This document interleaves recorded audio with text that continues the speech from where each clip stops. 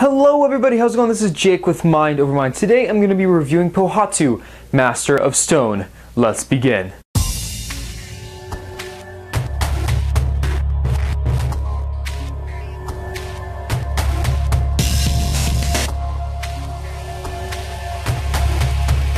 Alright, and here he is, Pohatu, Toa Stone. But before we get into the set itself, let's go ahead and take a look at the box. Now, as I've said with pretty much every set from Bionicle 2015, I love the box art. It shows him with like a tornado sand dust devil thing around him, which, you know, is kind of demonstrating his powers, his elemental powers that he gets when he puts on the mask, the golden mask that all the Toa are ultimately looking for. It includes a skull spider, and this one actually has a stinger on the back, which is interesting, but we'll get into that in a little bit. It has a age range of 7 through 14. It is set number 70785, and it is 66 pieces. Let's go ahead and look at the back. Basically just shows his functions, we'll get into that later, his dual functionality, and the two ways that his weapons can be used. It shows the skull spider in action latching on, his mask kind of popping off, and his yellow knob functionality as well, with the posability and the arm swinging back and forth action. This shows the combiner model, or pseudo combiner model, that this set that you combine the set to achieve. You need the stone protector in order to do that. Then it shows the cartoon right here. It shows the stone protector. He's fighting off these skull spiders. One actually lands on his face, and you see Pohatu coming in for the gold mask. He grabs it, puts it on, and he's able to defend the protector, which is kind of funny. Okay, so Pohatu, the set itself. This guy is pretty cool. I actually was hesitant when I was building him because I didn't know how well he would turn out. Basically, based on the reviews and things like that, I was kind of skeptical, and I didn't know what to expect from this set. But after building it and assembling it, I'm actually pretty happy with it. It's not the best Toa, in my opinion, from 2015, but it is a quality build. So let's go into the posability and function section of this review. So Pohatu is a creature of posability and function. Basically, all the Toa sets are, of course, sets with posability and function. First, we're going to go on the function side of this review. We're going to rotate this yellow knob, which causes one of his arms to move back and forth in an attacking / defending motion, depending on, you know, what his situation is. These weapons are like boomerangs. They have a double feature as well, but we'll get into that in a little bit. Basically, you can kind of fold these, extend these as far as you want until they're about 180 degrees, but you can also bend them kind of to, ooh, that's something I have noticed as well. These things kind of pop off pretty easily, but you can bend them as well to kind of add more variation to this set.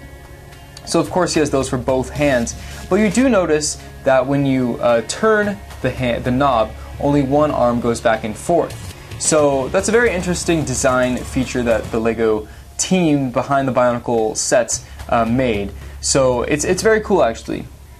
Now, one thing I do want to mention is that Pohatu is an asymmetrical set.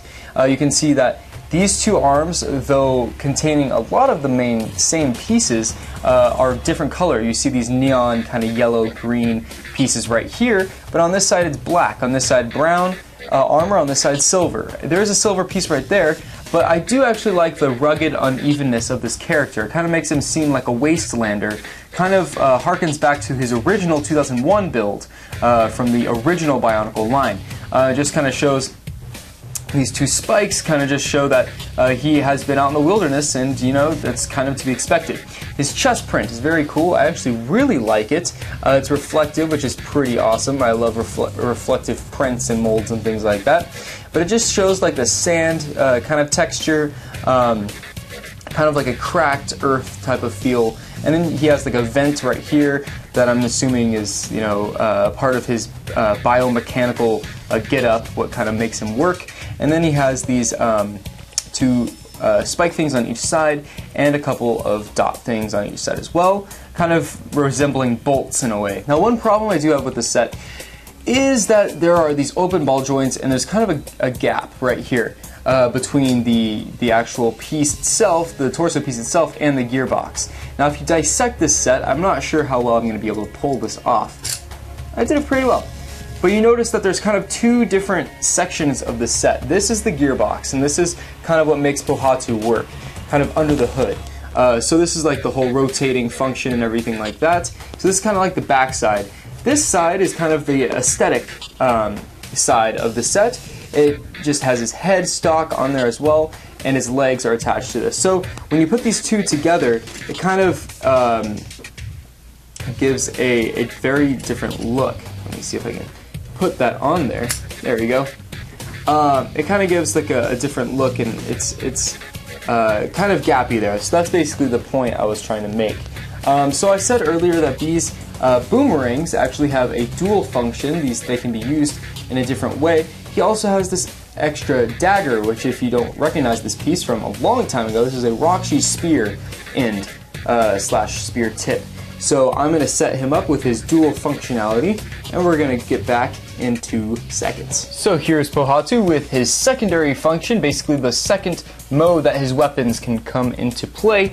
And they're like these kind of rocket shoes. Basically you put them on, and he's able to kind of surf over the desert landscape. And I actually like this. It's really cool, and I've actually seen in the animations you can entirely flip these around, so they're kind of like sand shoes. So basically he has better traction in the sand desert environments, and doesn't really sink into those sinkholes and things like that.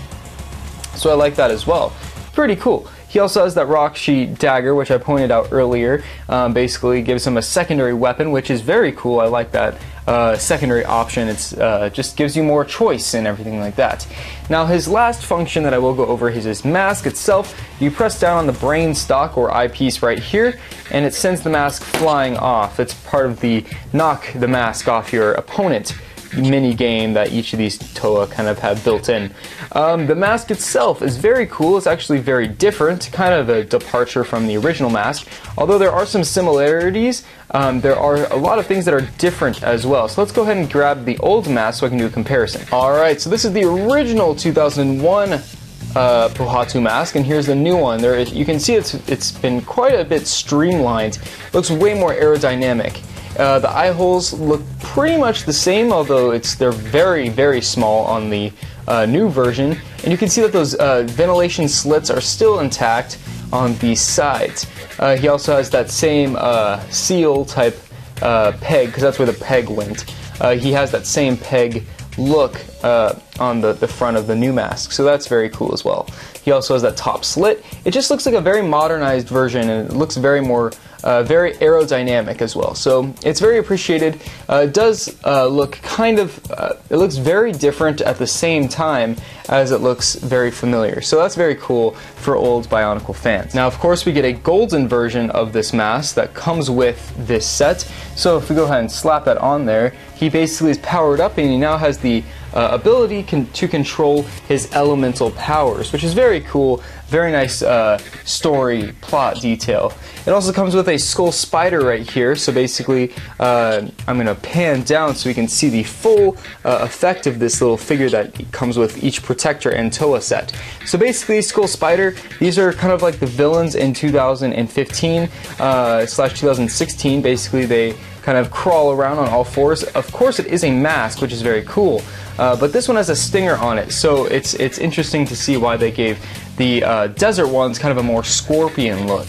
So we're going to go ahead and pan back up, and we're going to show you how this mask with legs on it affects the Toa of Stone. Basically, you pop the mask off, and all of these legs can curl around his head, which causes him to be kind of infected, and now he's under the control of the Skull Spider. I will say that this the stinger, when attached to his head, looks a little bit goofy, so I'm probably going to take it off if I'm posing him on my shelf with this thing.